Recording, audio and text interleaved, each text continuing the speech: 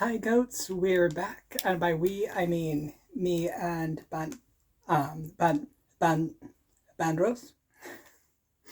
And speaking of back, we're going to do the back panel, or at least start the back panel of the Pumpkin Moonlight Poet shirt. Now, I did actually finish the other front panel, just kind of powered through it, and I forgot to get my first draft, which is on the shelf over there, and I'm with the way the camera is set up on some plastic storage bins and how I have to kind of climb in and out of my bed.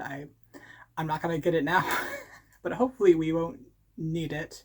One helpful thing will be the pictures I drew in this book that I got, um, the Crochet Pattern Design Journal by Evelyn from Pink Sheep Design.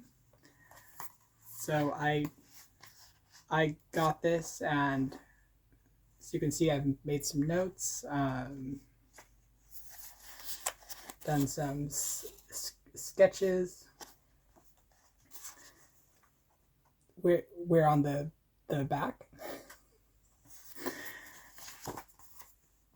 and I was going to demonstrate this on my first draft, but like on my first draft, I made it really complicated because I was kind of figuring things out. I think what I did was something like starting kind of mid upper back and then going down to where I needed to widen under the armholes like we did for the front panels. And then I went all the way down to where the hem will attach. Then I went back up and added like these triangle shaped shoulder things on each side. And I think I'm just going to keep it a lot simpler for both you and me and start under the arms where the cables start. So I don't even have my pattern notes, my because they're on my laptop and it's out there. But I was looking at them. I was looking at them earlier when I was trying to write the pattern for at least the first portion of the back panel. So I kind of have it in my head, but I think so. The pattern that the portion of the back panel we're doing right now is just going to be um, um, really simple. It's the same cable stitch that we did in the front, and you can do some of the just the lines of straight cables like on the side if you want to, but the version I'm going to do is just going to be cable stitch all the way, or the cables and braids just all the way across, just to keep it simple. And then as you see here, we do have a thing where we lace up part of the back going down the center. I think we're going to create that by lacing the yarn or thread or um, whatever you might want to use as the lace that actually crisscrosses like a corset style. We're um, we're going to use two of the straight cables as loops to attach that, because the nature of straight cables is that they're not fully attached to the fabric. Like there's a large gap under them, kind of. So I feel like that will work well as loops, or like where the loops or grommets or something would be in a corset. And it's just to like cinch that part of the back so there's not an actual seam there. It's just all one panel, but like we kind of tighten it there. So So at that point, we'll just like pick two straight cables that are basically in the center of the back and the distance apart that we want the lacing to be. So I don't think it requires a lot of planning now, which is nice because I did a lot of planning for the version that I did the first time, but I'm not like super thrilled with the way it came out. So um, we may as well change to do less work for a better result, right? I just realized I don't know if you can see my art on the wall there. That is a really cool piece of art, but since I'm not sure what like exactly what I should be doing about showing artistic nudity, I'm gonna just. The reason I don't use that wall as a background is because one of my the pixel art tapestries is on the wall, and I'm like, well, I love seeing her there, but I don't know if everyone who watches me wants to just see that in the background, just like. That's my by pride tapestry chart. I feel like I should clarify. I don't personally identify as bi, but like the character that I was drawing is, so like I was drawing her, but also doing it in the by pride colors. So yeah. The other name of that chart is daughter of butterflies. So right, on to the poet shirt. I have the tiny yoga skeletons, as apparently they have been dubbed with my help, which is cool. Like I love that. They're stitch markers from Winter Nightmare or the crafty Silent Lamb.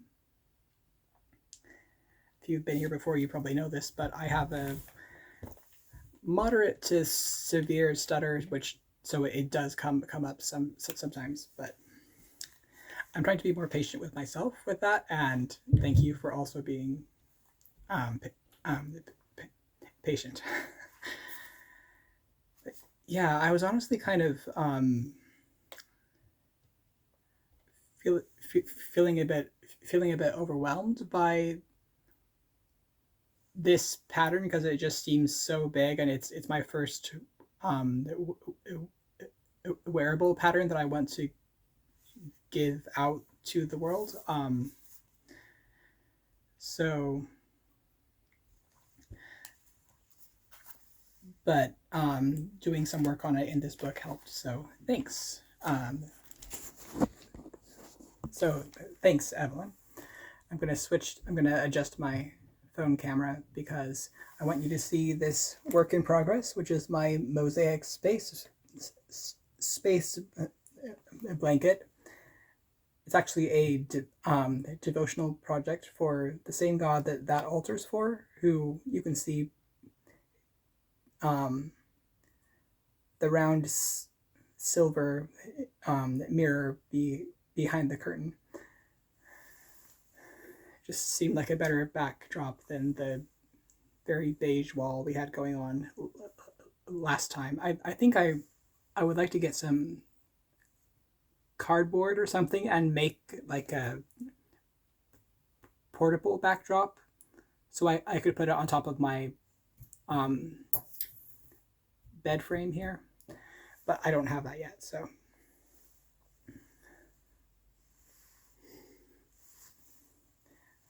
and in adjusting the camera, I've realized we can no longer see my goat. Oh no. He's so short, it's very hard to like get him to be seen. It's an ongoing problem. He's on my pillow, on a tissue box, on another pillow. Okay. There. All right. For safekeeping, I put my furls hook in the tissue box, so it wouldn't be just loose. And I'm using worsted weight and a 5 hook. So I'm going to chain across the width that I want to have between probably a bit larger than my actual back because it's going to be cinched, and I like my clothes loose, but like it's the width you want it to be from under your armholes, and of course it also has to like come around and meet the front. It's possible that I estimated high on the width we have to add for the sides, but it could either be like a stylistic choice or something that we work out with testers in the future. So yeah.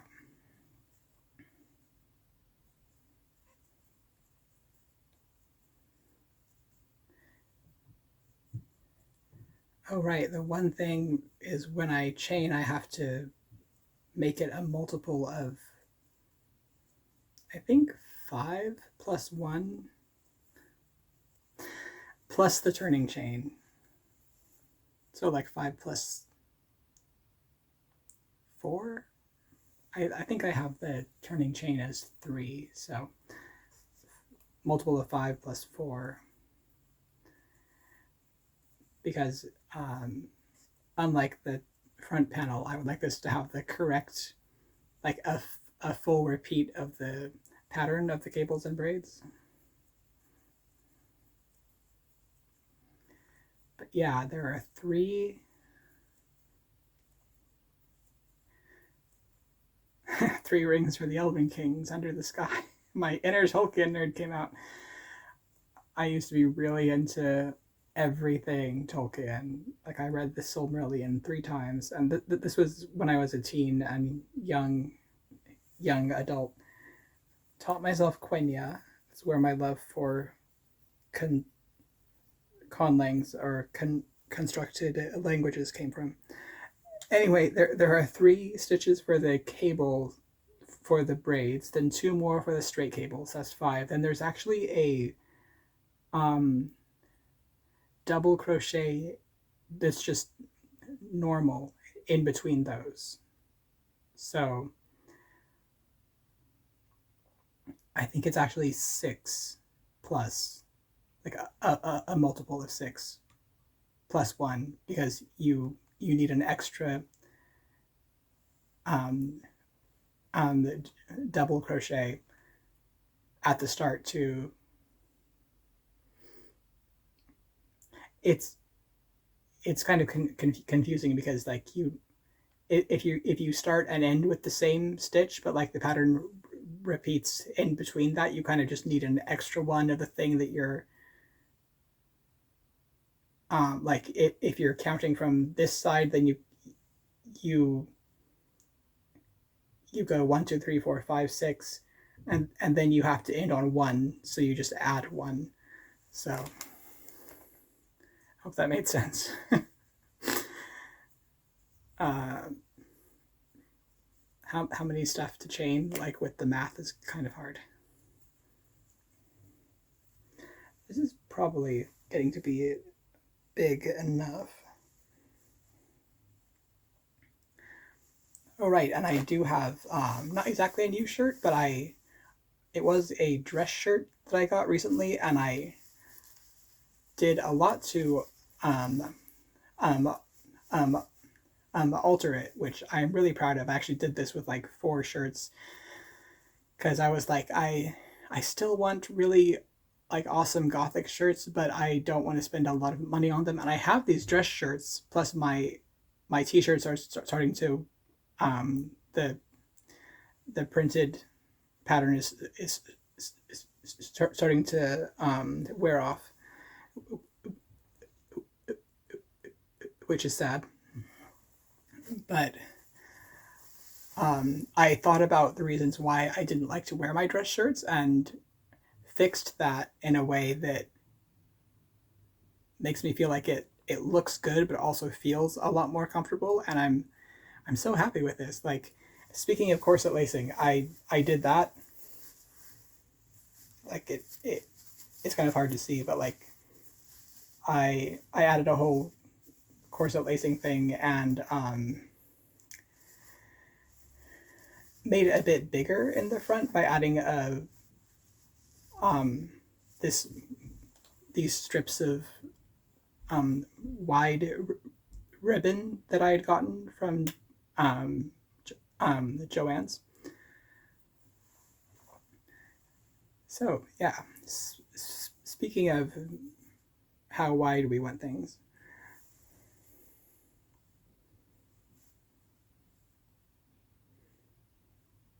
I feel like this could be a little bit wider, but I'm going to count to see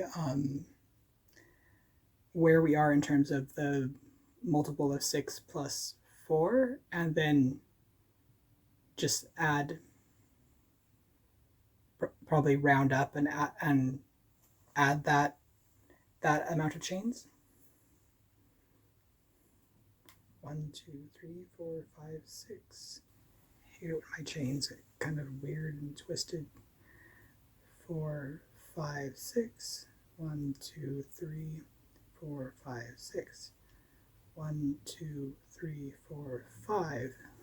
Okay. 6. I am going to add one more multiple of this. 1, 2, 3, 4, 5, 6. 1, 2, 3, 4. Okay. We have our turning chain, multiple of 6 plus 4.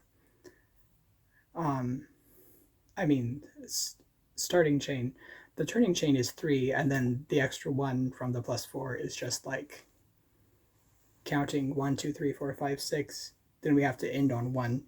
So that's what that is. But for this row, we just we make a double crochet in the 4th stitch from the 4th chain from the hook. 1, 2, 3, 4.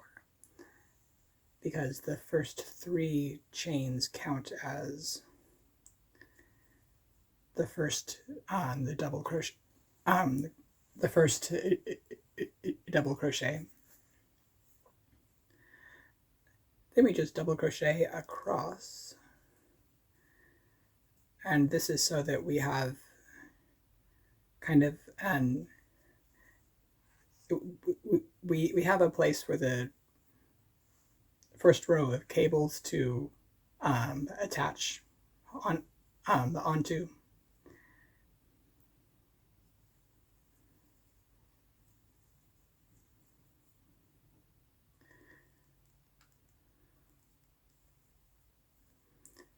Trying to remember if I forgot a step when I was writing this down, because I think you might have to do a row of single crochet, which represents the back, after the double crochet. I think I'll go ahead and do that. I can't remember if I did it in the other one in the front, but like the front was kind of really complicated as we were getting to the cables, because I was like tearing my hair out with trying to make sure that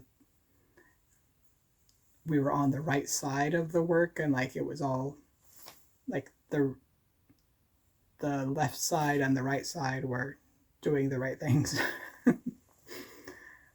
And it mirrored.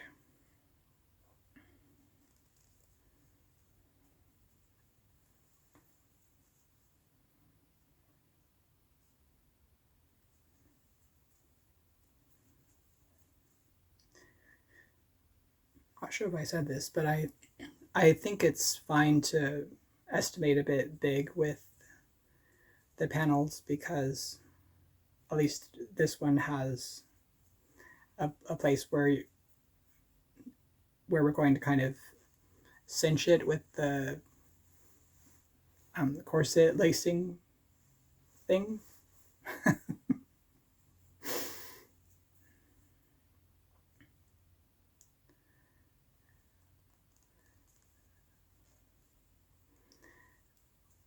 And I found that cables are really nice for fabric that doesn't feel like it's just a bag hanging off you, but it's really loose and it has a lot of ease because the cables tend to treat themselves just like they want to kind of bunch up. Not a lot, but they kind of just gather, and then they're. But it's also not hard to kind of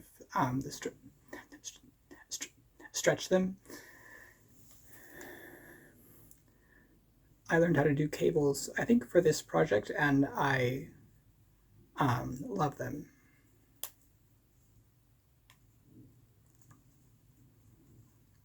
I also love coffee, and I'm trying a new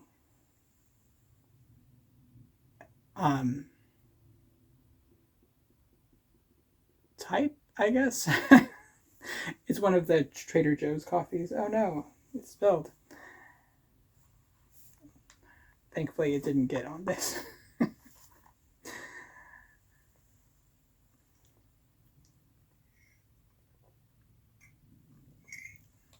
Nice.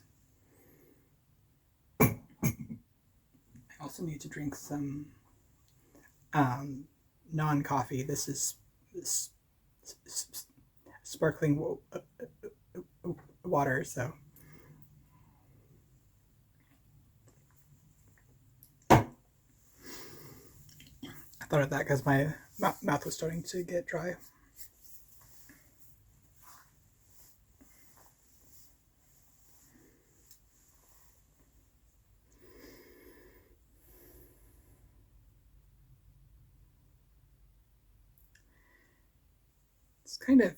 It's kind of interesting that I realized I don't actually know how many stitches I chained, and I could count later just to make a note of it in my pattern notes, but I honestly don't think it matters for the pattern,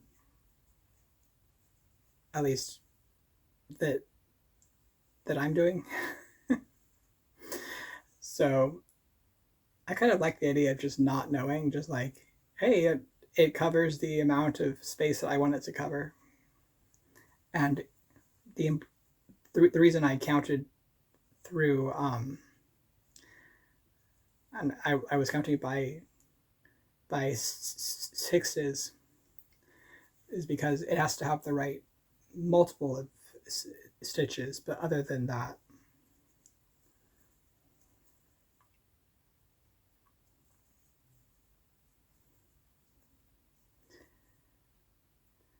but yeah, how was everyone's holiday? I got to see some friends I haven't seen since I moved up here, and a couple of us. Well, there were three of us who got an Airbnb in a cabin in the woods for a week, and we just wrote the whole time. Well, one of my friends wrote. Of course, I did a lot of crochet. This was the main project that I worked on, but I also started working on like character designs and stuff for the current version of my story that I've had in my head for a long time, which is going to be a webcomic, and I decided to do it in pixel art style because that's the man. I started doing half double crochet instead of double, Anyway, um, that's the style that I feel confident about right right now, and that I love doing. So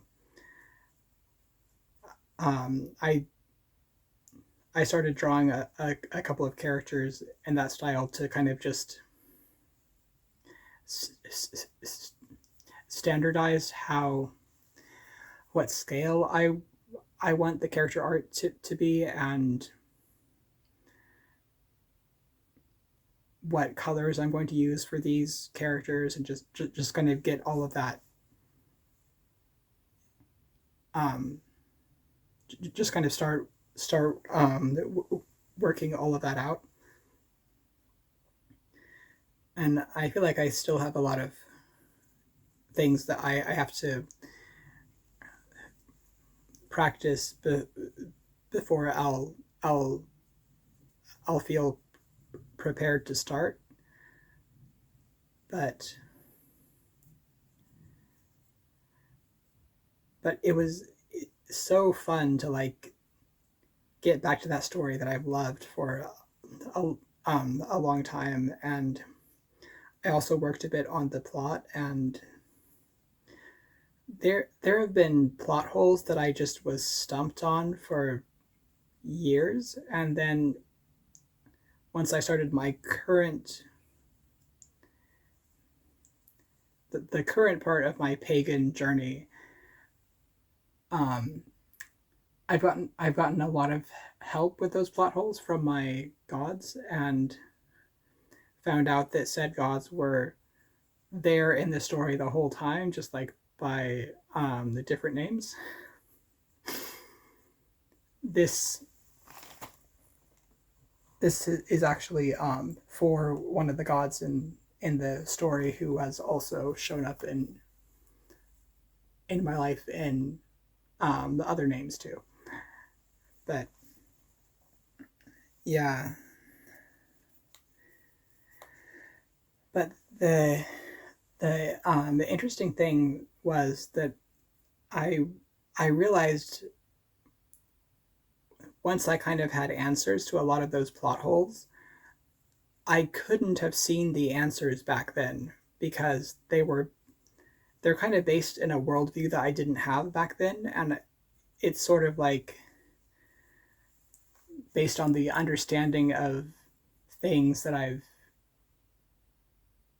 started to have from talking to my gods, and just it's very different from the worldview that I had growing up. And it's hard to think of it's hard to think of an example or a way of really explaining what I mean by that. But I guess I didn't really have the tools that would let me see the answer to the question I was asking back then, and I'm starting to now, which is cool.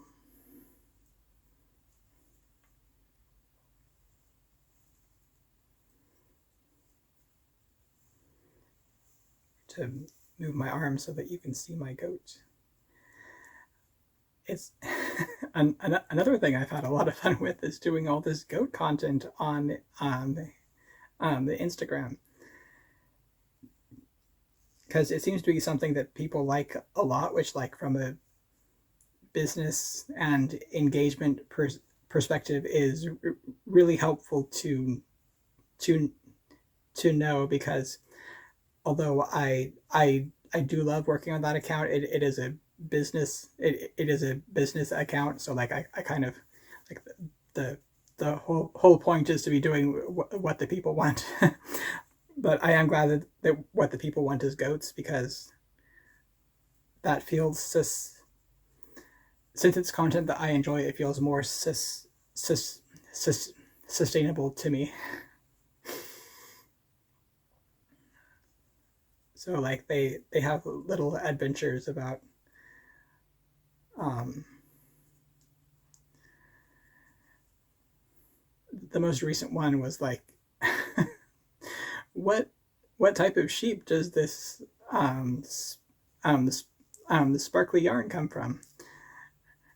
Seems to be this this seems to be a sparkly sheep. And in that one, we got to see one of my old friends, but new to you, my stuffed sheep, who seems like she would be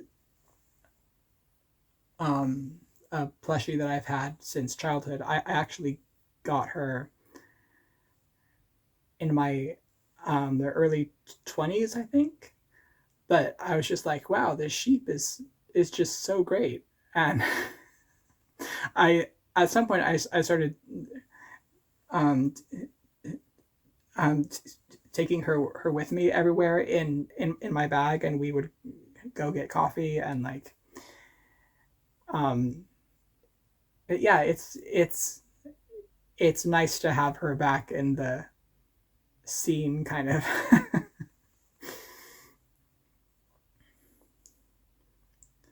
Also, I love the idea of the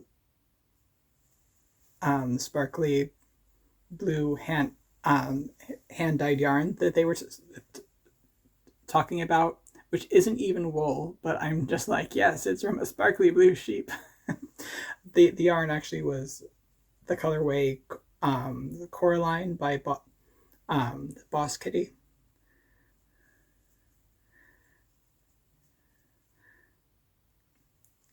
I recently got some of her yarn, and I'm like, it's so pretty.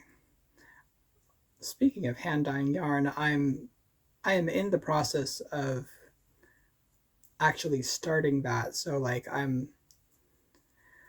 I found out what I would need, and the the past few months have been just getting the business end of that set up, like seller's permit and like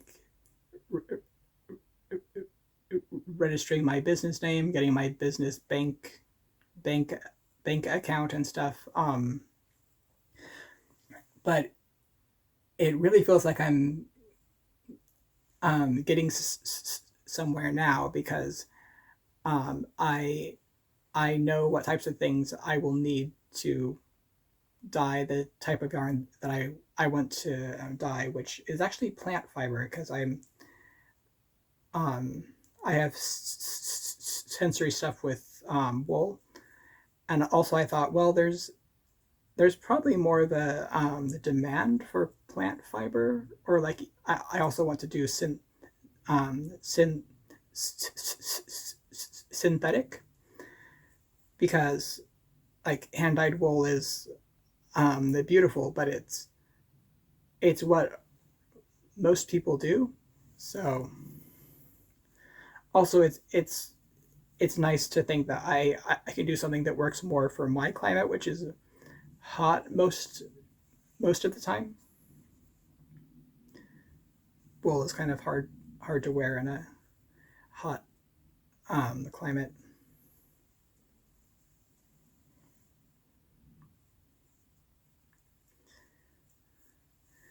But yeah, um, it's super exciting to think about. Okay, so where do I go to get all these things that I'll need, and then like I'll actually start dyeing the yarn and just kind of um, practice, and then um, kind of see what the colorways um, develop as um, the colorways that I want to be part of my at least my first lineup.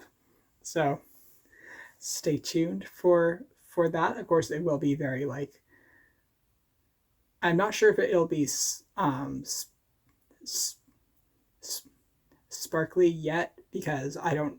I think I might need a like a sparkly base for that, but it'll certainly be like space and pagan inspired, and um, um, sp- sp- spooky. Of course, there seems to be a huge demand for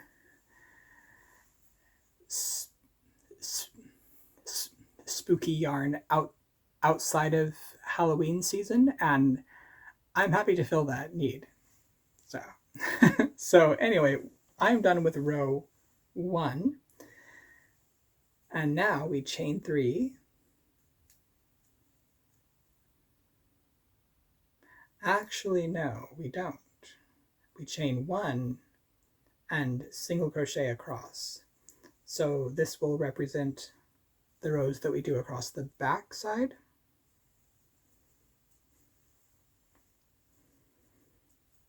Because you can only cable on the front side of the panel.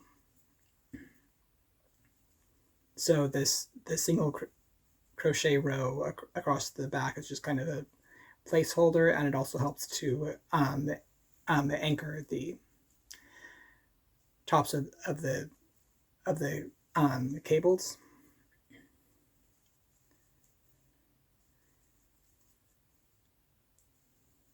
Because cables are a very textured stitch, so the back of the work almost has kind of terraces. So if you're not careful, they can almost like flap like the pages of a book.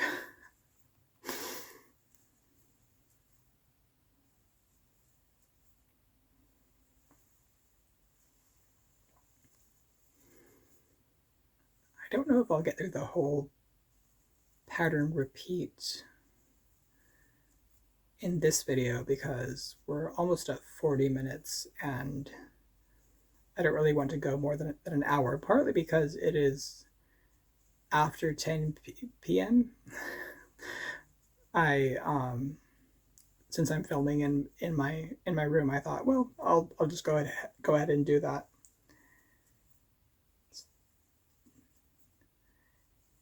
It has been nice, like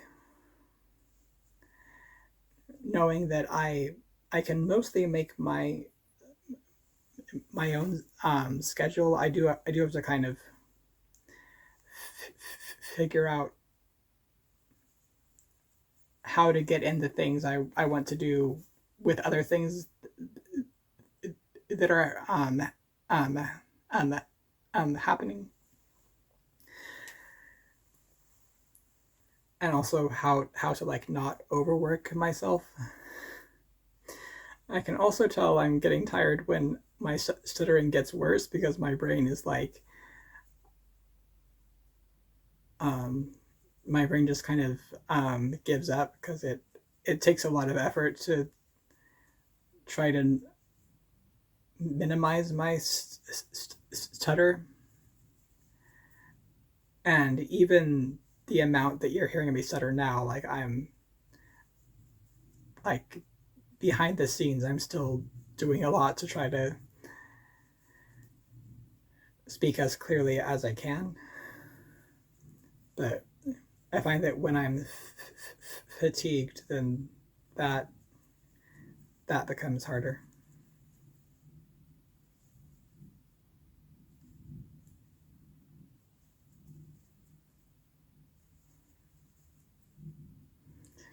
I think I'll just do one cable row and then we can pick this up the next time, which will give me a nice thing to it.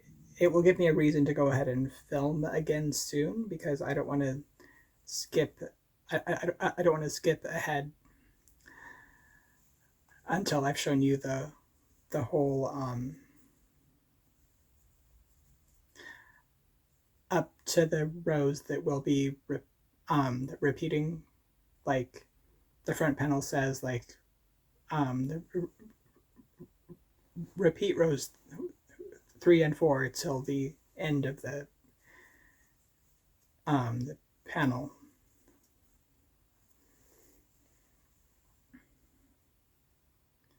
The next row is actually not part of the repeating pattern because we're anchoring the cables around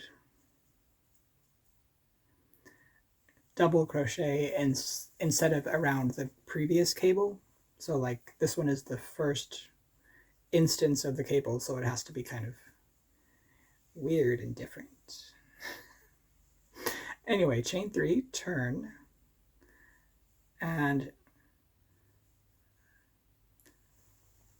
we're going to skip the first single crochet because that kind of counts as that, plus these chains kind of count as the double crochet. So yeah, I believe what we do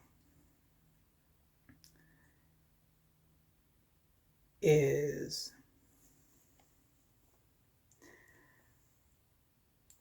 do a treble crochet around the front post, not under this first stitch, but under the next one. And I think it's this one. Just going to assume. Anyway, this is our first straight cable. There. You can kind of see. And then we braid. So skip one post, do a treble crochet around the next post, and the next one. I think this is harder because of the single crochet row that I did. Like, I probably could have just gone straight from the double crochet into this, but I decided not to. And then do your third strand of the braid with a treble crochet, go back to the one you skipped and do a treble crochet around that post. I've explained it more in other parts of this series, and of course, like, I will try to explain it as best I can in the pattern with the pictures. Then we do one more treble crochet in the first unoccupied post that we come to after the braid. So we have 2 straight cables and a braid in the center there.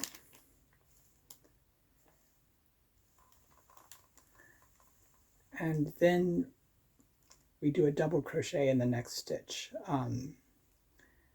And you have to count the backs, or I find it helpful to count the tops of the skipped stitches. They're not actually skipped because we worked into the post instead of into the top, but there have to be 5, and then we work our double crochet in into this 6th one. And in this case, there's actually 6 because the turning chain doesn't look like it's worked into that one because it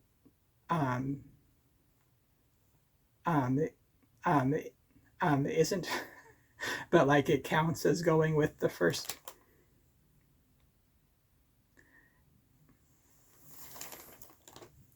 So the turning chain counts as going with this one. Hope that makes sense. Anyway, 1, 2, 3, 4, 5, 6, and then this is the 7th stitch. Okay. Yay.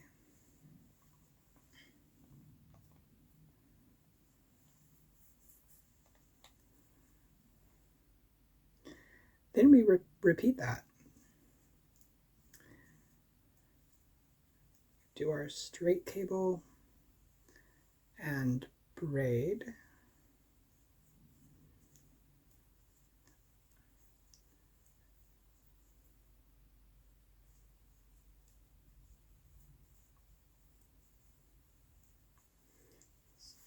Actually, time for a coffee break.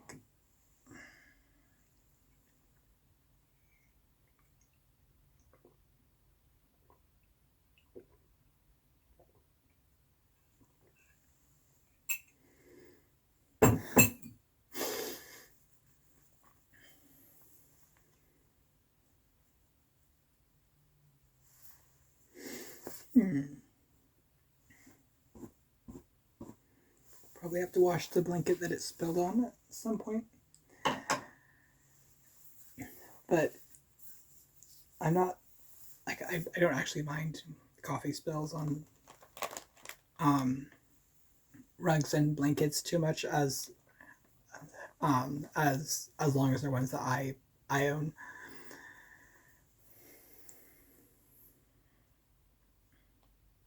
All right, third strand of the braid.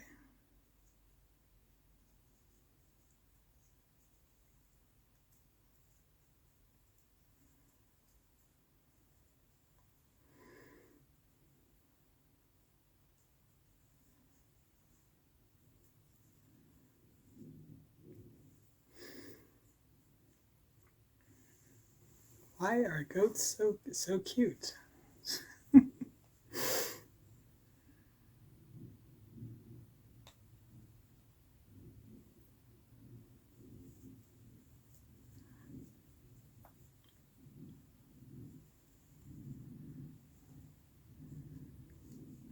Stay tuned for more tiny goat content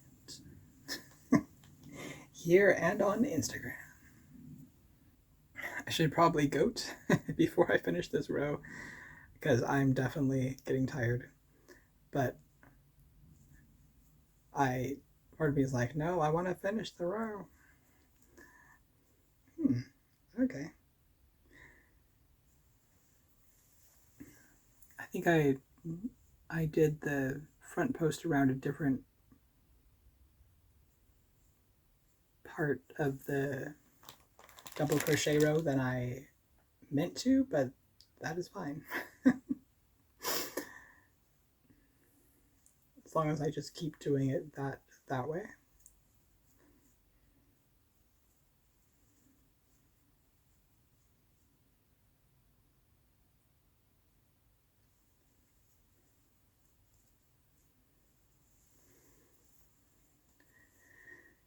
Yeah, I think we're probably going to leave it there for right now. Like, hopefully you can see the straight cables and the braids and the double crochet in between the straight cables. And we'll just continue on with that. Next time, I might go ahead and finish this row before next time if I have time. But in that case, we'll pick back up with what we do next. And until we get, like, for the body, for most of this back panel, it's the way that I've changed it. It's like the very simple, which is nice because there's enough parts of this garment that make me kind of nervous, both to do and like to make sure that I've written them in a way that makes sense, and or like designed them in a way that makes sense. Like, I think the way that I puffed the sleeves looks good on the first straps. I just have to make sure that it kind of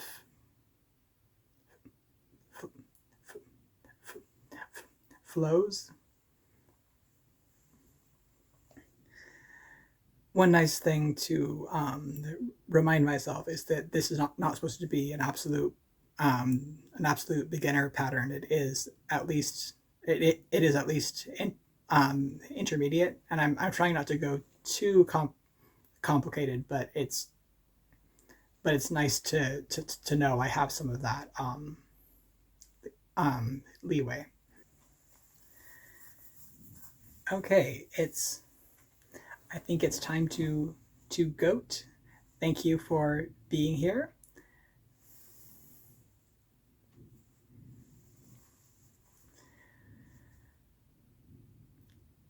I feel like I say it's time to goat, then I say more. It should probably be like the last thing I say, but anyway, goat bye.